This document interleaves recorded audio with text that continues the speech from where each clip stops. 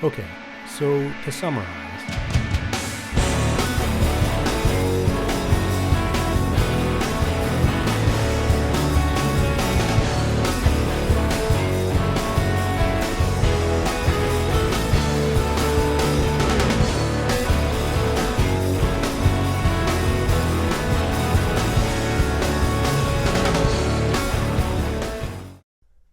hey everyone, welcome back to another episode of Ben's MicroVision podcast, a podcast for entertainment and general information purposes only, not a financial advice podcast. This is a very special episode. It's the 10th episode, and we're going to have an extravaganza with more content, more ideas, more thoughts, more discussion of all things MicroVision than we've ever had before. So I'm excited to get into this one. First, a couple of corrections from last week's episode. I erroneously called Laura Peterson, the new board member, as Laura Thompson, both in the chyron at the bottom of the screen and in my talk track. So sorry about that, Laura. I will get it right from now on. Laura Peterson, welcome to MicroVision. We're excited to see what you can do to help the shareholders. Also, in my slide that described Sumit's incentive share program, I listed out all of the grants and their value and then summed them at the bottom and arrived at the figure 68 million, which we talked about. The actual figure, so that would make sense if he blew out all of the shares as soon as they vested or were awarded at the exact minimum price of each one. Right? And this all has to happen in the next 5 months. So the more likely is if he hits the $36 threshold, then probably he's going to have held the shares that were granted at each step along the way. So instead of being 68 million, it's actually 100 million is the true incentive value in all probability. So apologies for getting that wrong. Now it's corrected, and we can talk about more stuff.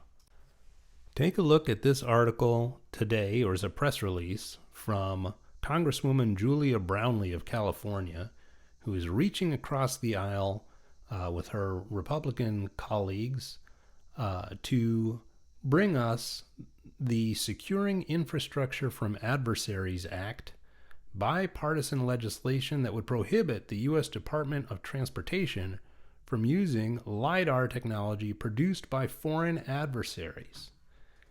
And it goes on to describe how LiDAR is essential to modern infrastructure, but when it's controlled by companies linked to the Chinese Communist Party, it becomes a security risk. We can't allow adversaries to gather sensitive data or disrupt our systems. This bill takes a necessary step to keep our infrastructure secure and our technology supply chains trusted. It goes on to say taxpayer dollars should never be used to fund technology from our adversaries, said Chairman Molinar from Michigan. This bill makes America's critical infrastructure more secure from foreign surveillance and influence by ensuring that the Department of Transportation is not supporting the growing market share of Chinese-made LiDAR equipment. It's a common sense step to put American security first. So, wow. So first, Hesai loses their lawsuit against the government to try to stay in the DoD as a supplier to DoD. Now you've got bipartisan legislation trying to blacklist all Chinese-made LiDARs from supplying the Department of Transportation. Now, what is the probability that Ford or GM is going to say, I'm going to sign up with a Chinese-made LiDAR when the U.S. government is directly tying them to the Chinese Communist Party and their military? In my opinion, it's absolutely zero. So it's amazing to me, number one, that these Congress people recognize LiDAR as a essential part of the modern infrastructure. That's wonderful. Number two, they recognize they don't want these detailed point clouds and maps that LiDAR produces to be delivered directly to the Chinese Communist Party. So government sometimes doesn't get it right. In this case, they are getting it right, and they are getting it right in a way that could be beneficial for MicroVision shareholders. Okay, let's get into the presentation. I've prepared some material to share with you for this 10th episode extravaganza. 10 episodes may not seem like a lot, but it feels like a milestone for me.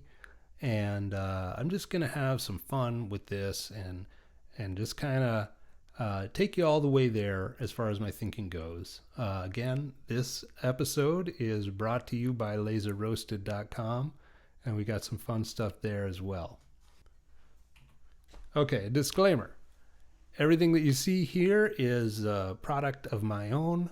It's not a MicroVision product. I'm wearing a MicroVision shirt, but that does not mean anything other than I love MicroVision, which you already know. Everything I produced is not an official MicroVision company communication. It's just a YouTuber YouTubing. Okay. For those of you who have seen previous episodes, I have developed this tagline: MicroVision provides spatial intelligence for a connected world. And I'm going to augment that a little bit with a mission statement, which is empowering machines and people to understand, navigate, and interact with the world through AI-powered spatial intelligence. MicroVision delivers advanced sensing and perception solutions that fuse laser beam scanning, LiDAR, and edge AI to enable safer, smarter, and more connected experiences across mobility, industry, and defense. I want to talk for a minute about the macro backdrop. We talk about a lot of tactical stuff and near-term stuff, but if you zoom out just a little bit and you start to get a sense for the macro factors that are in play right now, these macro factors become tailwinds that support the adoption of what MicroVision provides. So let's listen to Jensen Huang describe the future of artificial intelligence and sort of the macro trend as he sees it, which you can see on the screen here. AI has been advancing at an incredible pace since. Started with perception AI. We now can understand images and words and sounds. To generative AI, we can generate images and text and sounds. And now, agentic AI. AIs that can perceive, reason, plan, and act. And then the next phase, some of which we'll talk about tonight, physical AI.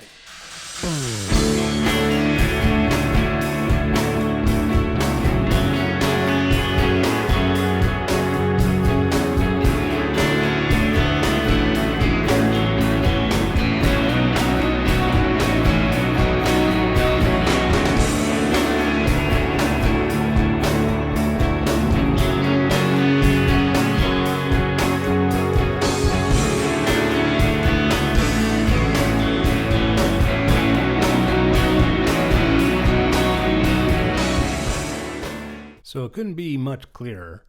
Physical AI is the next frontier. It's way more complicated than two-dimensional file processing type AI, which is really all even agentic AI is.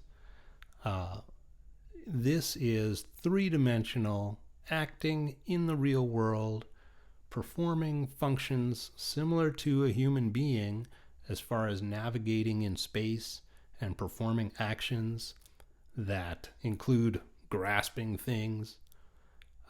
So it's not a secret. Jensen is telling you and telling all of us, physical AI is the next frontier. And is it the final frontier? No, that's probably outer space, but physical AI as the next adventure past agentic AI is right there on the screen. And he's telling you exactly what it is and how NVIDIA, of course, is going to go and dominate in that space. So the question that I think is relevant is, what is the best and most appropriate way to gain exposure to physical AI macro trend that's going to transform the world according to NVIDIA? Well, I have some ideas about that, and I'm going to share them with you right now.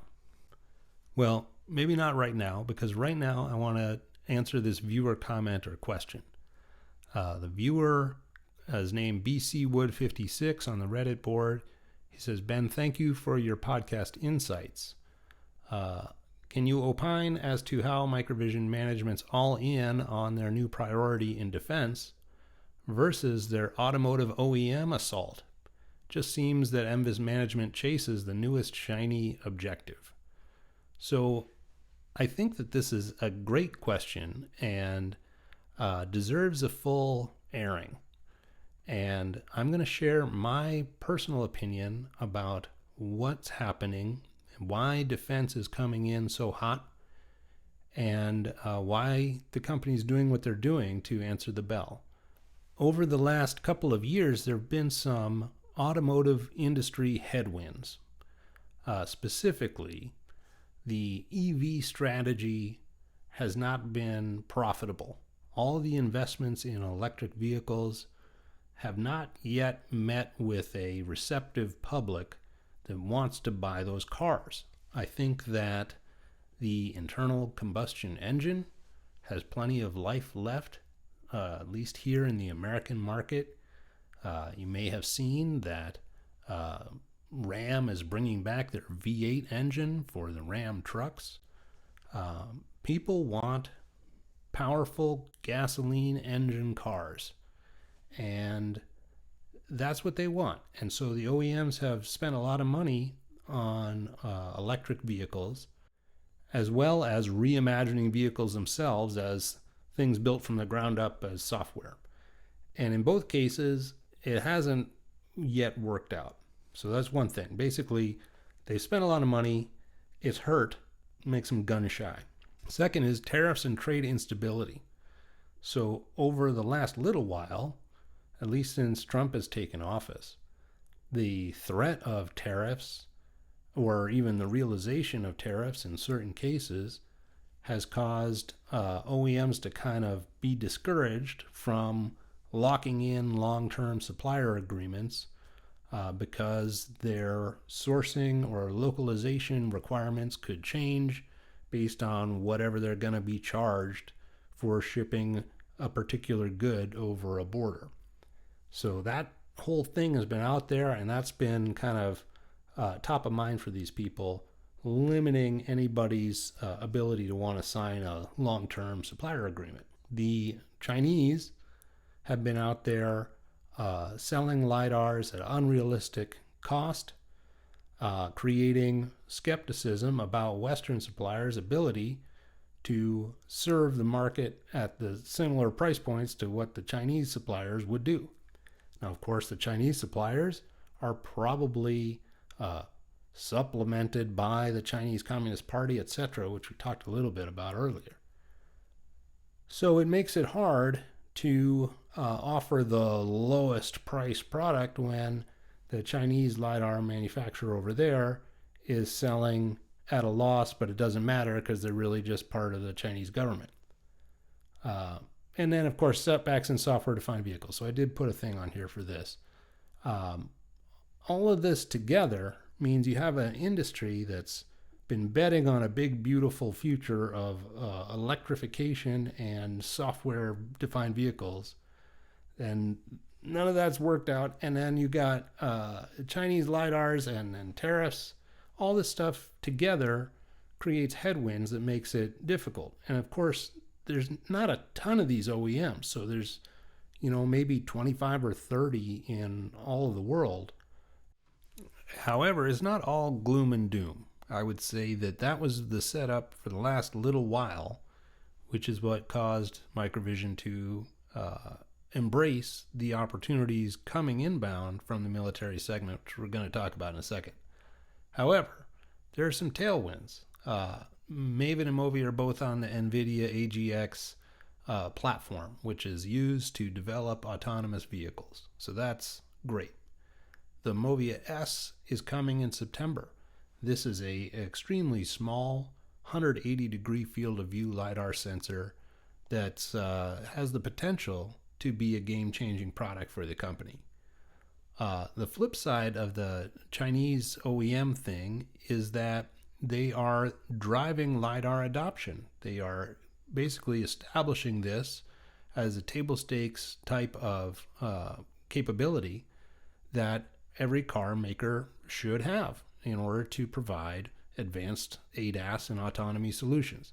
So they're putting it on all their cars. They're doing it at probably a loss, but they don't care about that because they're not really a company. They're part of the government. And it's different in America, where we've got companies and we've got capitalism and we've got sort of free market economy conceptually.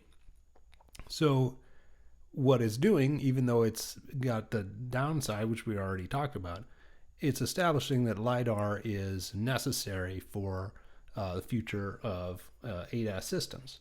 And likewise, we see how camera-only systems are not cutting it. So we just saw Ford a couple episodes back. Ford CEO states unequivocally LiDAR is mission critical.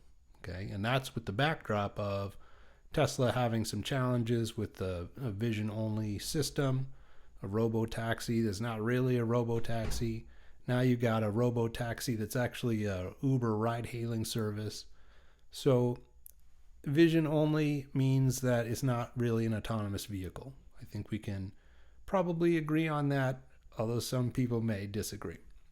Now, very recently, we've seen U.S. trade deals start to take shape. A massive deal with the European Union, deals with Japan, South Korea. So the stuff about tariffs and trade instability seems to be getting worked out due to the efforts of the U.S. administration. So that's encouraging. And as I mentioned at the beginning, the Chinese LiDAR is not going to work for American OEMs based on the position of the government relative to both the DoD and the Department of Transportation. So even though there was kind of a shaky setup there for a little while in the previous slide, here we can see we got a couple of catalysts with the new product and with the NVIDIA platform support.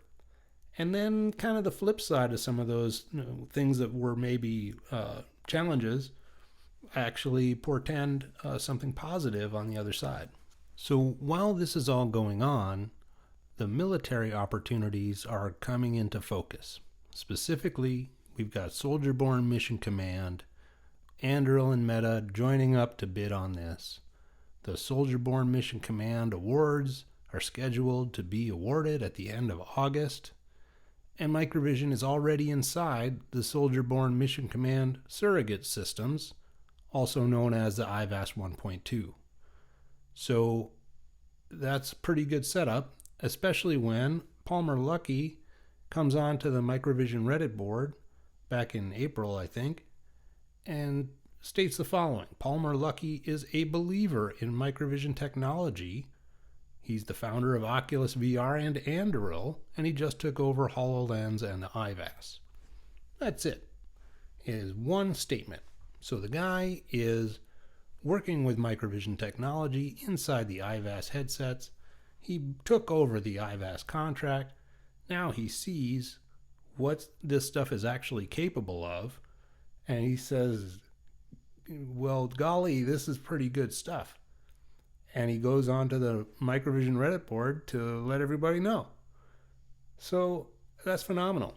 Likewise, additional catalysts include the Golden Dome. So Trump has decided, based on the worldwide situation, that he wants to have not an Iron Dome like they have in Israel, but a Golden Dome that covers the entire United States. And the Golden Dome is a layered missile and drone defense system that integrates space, ground, and airborne sensors with interceptors and AI to detect, track, and neutralize hypersonic and ballistic threats in real time. So whether it's a drone swarm or a missile coming inbound, the Golden Dome is going to sense that there's a threat coming inbound and it's going to send a directed energy weapon from space, or it's going to otherwise destroy the threat before it could hit the American homeland. So this is an unbelievably ambitious undertaking, and it is expected to cost $175 billion to make this Golden Dome, $25 billion of which will be spent this year. So they're trying to spend $25 billion on a system that integrates space, ground, and airborne sensors with interceptors and AI.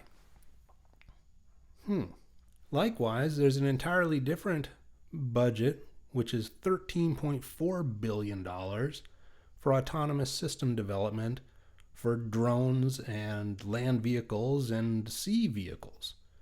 So autonomy of vehicles gets $13 billion in a year, and now the Golden Dome gets $25 billion in a year. So you start to add it up, and you're talking about some real money. So with the backdrop of the challenges in the automotive space, and now this massive influx in DoD investment in autonomy and sensor-based solutions, I mean massive, $38 billion. What would be the appropriate thing for the company to do? The company smartly is deciding to go where the money is. Now, when MicroVision had their investor day, we heard Glenn and Sumit talk about how cost is what drives the OEM decisions. It's not feature set, it's not capability. It has to work, it has to be reliable, but it has to be the right cost point for the solution for these automotive OEMs to make it work with their budget. The military has a different constraint on that. The military is trying to have a capability that's never existed to sense inbound missiles with millimeter accuracy and shoot it with a laser. They are not concerned if the sensor costs $1,000 or $2,000 or $10,000. They're trying to spend $25 billion in a year. That's $2 billion plus every month to build this system. So cost is not the concern. The concern is capability.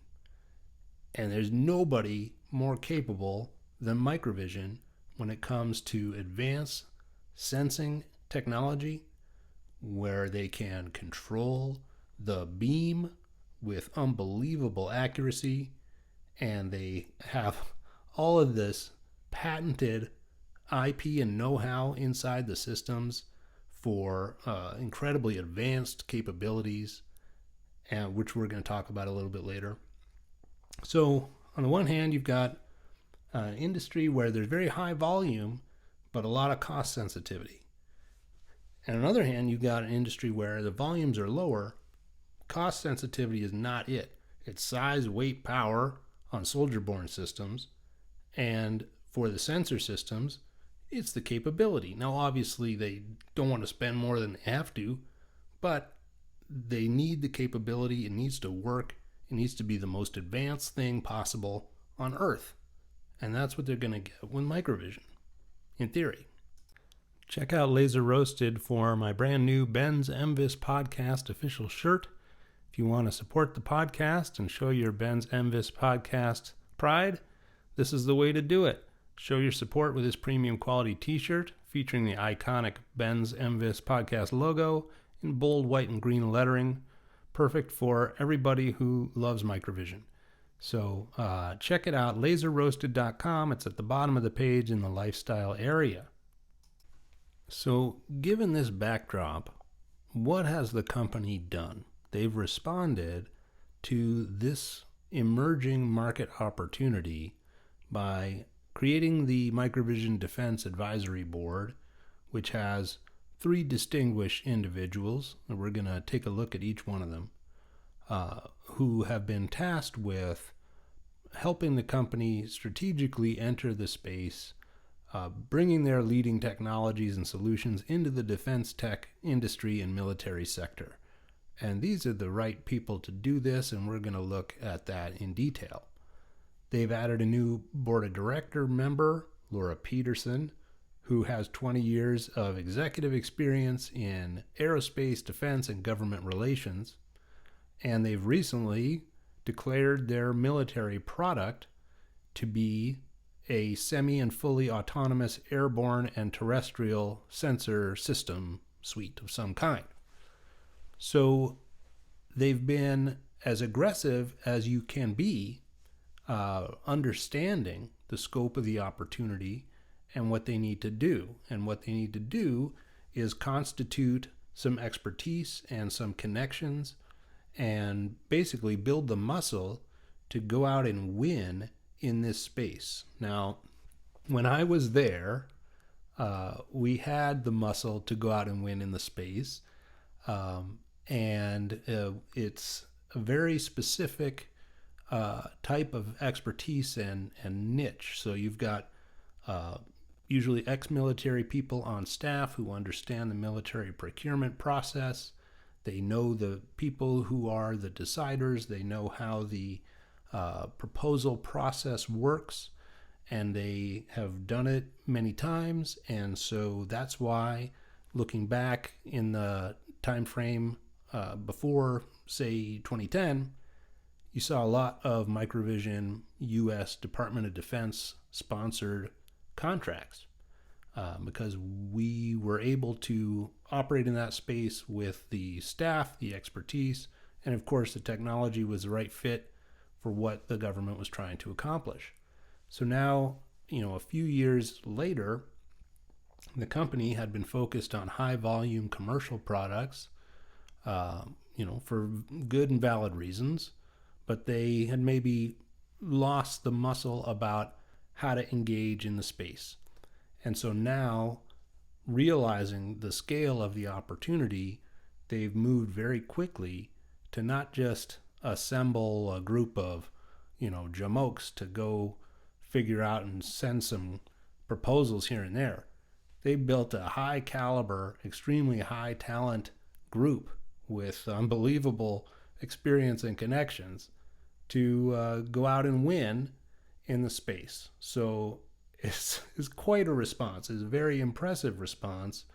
They're not just saying, oh, well, we got a guy, he can write up a proposal. They're saying, let's bring in the heaviest hitters we can find. And the heaviest hitters they can find are signing up. And it's a pretty exciting thing that they've done. Okay, the first member of MicroVision's Defense Advisory Board is Nate Adler. Nate Adler has had a distinguished career, including his current role at Stanford University as a senior advisor to the Geopolitics, Technology, and Governance program. He was in the Vice President's office as a special advisor for Intelligence, National Security Affairs Office. He was in the DoD as Principal Director of the Office of the Undersecretary of Defense for Policy. He was in the Senate Committee on Intelligence for 7 years. He was in the Council on Foreign Relations. This is some heady stuff. This guy went to Harvard, he went to Princeton, and now he's working for you, the MicroVision shareholders. So welcome, Nate Adler. Thank you for everything that you are doing to help MicroVision. The second member of the MicroVision Defense Advisory Board is Brian Hibeln. Brian Hibeln works for 912. 912 is an organization that develops and delivers mission-critical capabilities to solve the nation's top national security and defense challenges. They bring together government, academia, and industry to design and operate world-class, first-of-their-kind facilities that enable cross-sector collaboration to accelerate technological innovation to advance national security. Our focus areas include trusted microelectronics, hypersonic development, advanced manufacturing, and 5G advanced communications. So Brian Hibeln, as a senior advisor to 912, has more than 3 decades of DoD and IC experience, intelligence community. Prior to joining 912, Hilbum served over 20 years as a senior civilian in the U.S. government. His final assignment was the director of the Remote Sensing Center, National Capital Region, RSC NCR, where he managed over $8 billion in U.S. government contracts. So he might know a thing about how U.S. government contracts work. The RSC NCR supported the DoD and U.S. intelligence community with technology demonstrations and operational support to combatant commanders around the world. He's a retired Air Force Reserve officer with over 23 years of service. He served as the Assistant Deputy Undersecretary of Defense for Special Capabilities in the Office of the Secretary of Defense and as the Chief Scientist and Chief Systems Engineer of the Measurements and Signatures Intelligence Staff at the National Reconnaissance Office. So I wonder what he thinks about MicroVision's ability to serve the US DoD with advanced sensor technologies. He probably knows a good bit, and he probably knows exactly how to plug in. So this is amazing. And this week, we got the news that Dr. Scott Goldstein has joined the MicroVision Advisory Board. This is just exceptional, really. It's outstanding. So Dr. Goldstein is an engineering space ISR electronic warfare and cyber professional with operational engineering leadership and management experience. He's a retired Air Force Major General who led space operations, cyberspace operations, acquisition, research, development, test, and evaluation. He is currently a senior vice president at Parsons Corporation. Parsons Corporation is probably going to be working on the Golden Dome. We can look at that in a second. He's a current advisory board member of both Anduril and MicroVision and was the chief scientist at Anduril between April 2021 and August 2023, where he then transitioned to become an advisory board member for Anduril, where he still serves. It's pretty great company to be in. So Dr. Goldstein established his credentials over the years to the point where he's now senior vice president at Parsons Corporation. Here's the Parsons Corporation Golden Dome page on their website. The Golden Dome for America is a transformative shield for the American homeland's defense against missile threats and other advanced aerial attacks, meaning drones. Parsons stands ready to provide solutions that deliver on the vital vision for a robust deterrence and defense strategy to safeguard citizens and critical infrastructure. So they talk here about non-kinetic missile defeat solutions. I'm not sure exactly what that means. I guess they jam the missile control somehow with some kind of pulse to proactively neutralize missiles. All this stuff. Drone armor, defense against unmanned aerial vehicles. These folks have a bead on this Golden Dome, and they know how to go ahead and start building that, which is going to be very useful as soon as fiscal year 2026 begins in October. Did you know that coffee peaks in freshness between 3 and 10 days after it's roasted? Well, how long has this stuff been sitting here? Weeks or months in a dry, dirty warehouse before it's even shipped to the store, where it sits on the shelf for more weeks. That's not how it is with laser roasted. Laser roasted is different. We roast your beans to order and ship them fresh, so you get peak flavor in every cup. Ditch the stale stuff. Make mine laser roasted.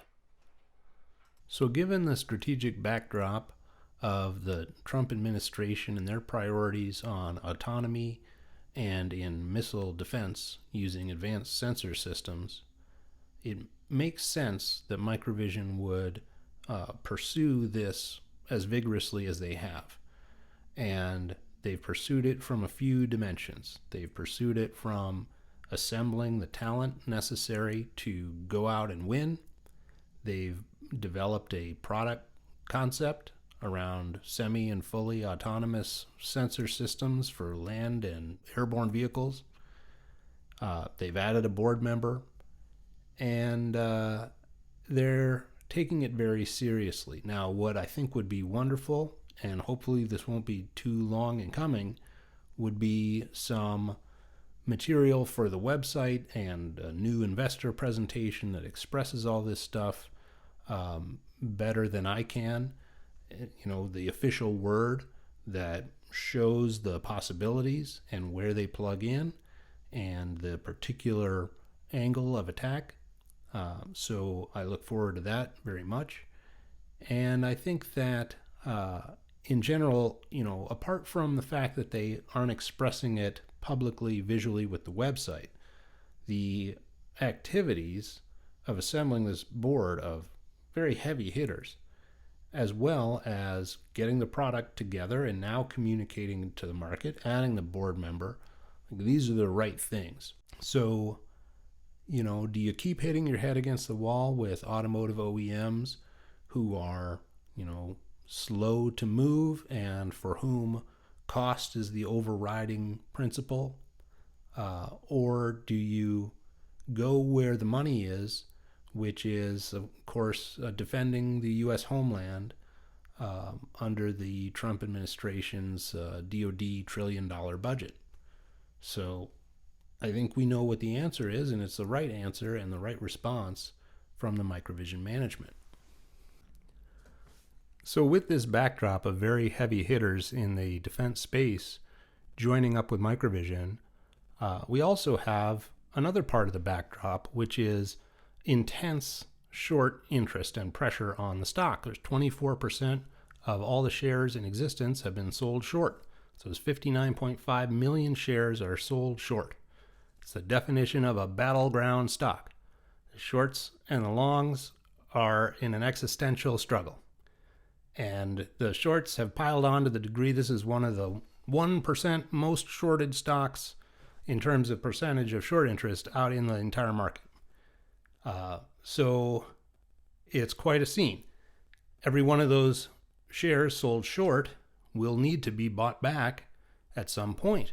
It may need to be bought back in an emergency in the event that there's a business catalyst that changes the narrative and changes the whole scene. Of course, that can happen like that. What might those catalysts be? The industrial MOVIA work that the company has done, they've put a target out there of $30 to $50 million by the end of next year in demand for these sensors in cobots, automated mobile robots, forklifts, and warehousing solutions. The defense industry, we talked about SBMC, the Golden Dome, and autonomous systems. MOVIA S is coming. This is going to be potentially a very attractive, game-changing type of product for the company as a short-range LiDAR that has a very small form factor and very wide field of view and good performance. And they talked about pushing in their chips and maybe pursuing an automotive development contract with some form of NRE that could help establish the credibility of the company in the automotive space beyond what they've accomplished already. Likewise, the defense product, if it's for drones, we've seen the frenzy about drones in the market, and MicroVision LiDAR as a sensor solution for drone industry could be really attractive. And then the wild card in the deck is the augmented reality IP licensing. Company alluded to that on the most recent conference call. This is probably means there's some form of conversation happening on that score, which would be the definition of a game-changing catalyst. When we start talking about MicroVision eyewear IP licensing, a good place to spend some time is the augmented reality micro display modules video that the company put out 4 years ago. At the end of this video, you see a rendering of the company's eyewear display module design, along with a list of accepted U.S. patents that you can go ahead and punch into Google Patents. So if we just take a look at some of them, just typing these in, 9612433. Here it is, resonant system excitation power reduction using dynamic phase offset. Okay, status won't expire till 2035. So if you want to build an eyewear display and you want to use power reduction using dynamic phase offset, you've got to talk to MicroVision. Let's look at a couple more. This episode is so epic that my camera died and now I'm using the phone camera. But if you're wondering, what is it that you own when you own MicroVision? Well, you own these patents. These patents that describe the MEMS themselves, piezo-resistive sensors for MEMS device having rejection of undesired motion. Here's an interesting one. Laser welded scanner assemblies. The patent includes Sumit Sharma on the inventor list. The embodiments described herein provide improved scanner assemblies that include a first plastic body, a second plastic body, a movable scanning platform, and a drive device. It describes the ways these are all coupled together to create this laser welded scanner assembly. It's just, awesome. So these guys are so far ahead of the curve on technology that it's taken a while for the market and the just general population of the world to catch up to, why they need this stuff. So if you made it this far with me, thank you so much. I want to say thank you to everybody who's commented, liked, subscribed, bought on laserroasted.com, had any kind of word of encouragement to share. It means a lot to me. I'm very happy to be engaged with all of you. And I'm glad that this podcast is something that's useful or entertaining for you. I'm happy to be bringing it to you. This 10th episode is very special, and it's very long, and I appreciate everybody for sticking with me through these last 10 weeks, and see if we can get another 10 weeks going to come. Thanks again.